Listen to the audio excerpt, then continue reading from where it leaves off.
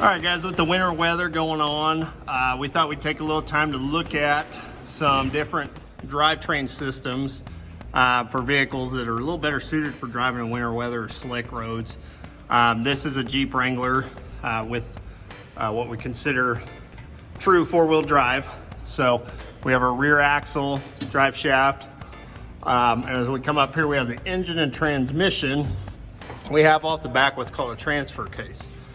This transfer case has a few different modes. We have two-wheel drive high, we have four-wheel drive low, and four-wheel drive high.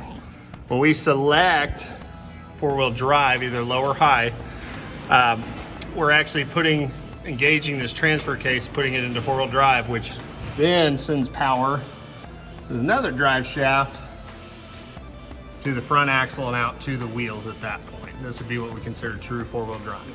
This vehicle is a Ford Edge with all-wheel drive 2015. So we're going to look at how its all-wheel drive system is a little bit different than a four-wheel drive system.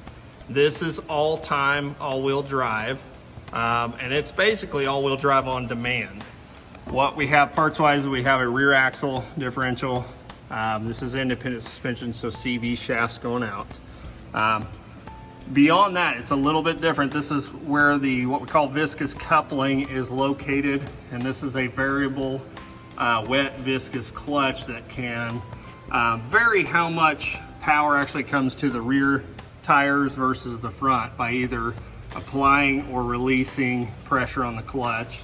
If we allow it to slip, all the power is going to be transferred, a lot of the power, to the front wheels. It drives like a front-wheel drive car.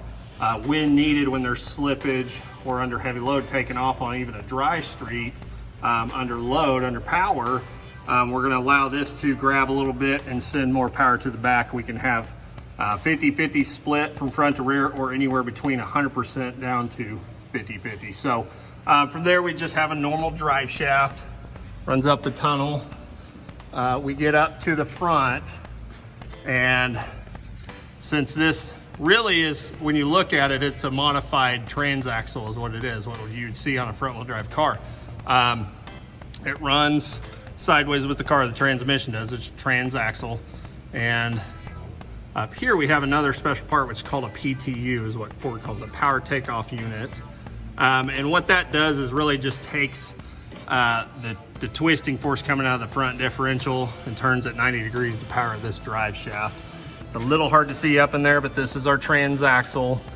This is the power takeoff unit, and you can see the front drive shaft CV axles, and then the actual rear drive shaft coming out the back.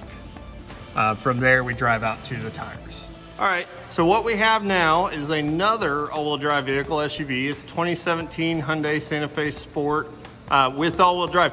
This one, a lot of the same features as the Edge, except it's not all-wheel drive all the time. This one is selectable. As you can see, we have a selector solenoid here. There's a button on the dash that you engage for all-wheel drive at that point. So when you hit that button, the control module will turn on this solenoid, this actuator, and actually engage this rear unit to lock the drive shaft to the rear axle to engage four-wheel drive. So it's kind of a little bit of a mix between what we're looking at with the Ford Edge and maybe a four-wheel drive. We don't have a transfer case. We do have what's like a power takeoff unit off of the transaxle up front like the Edge had, but this one is selectable, whereas the Edge is all-time all-wheel drive.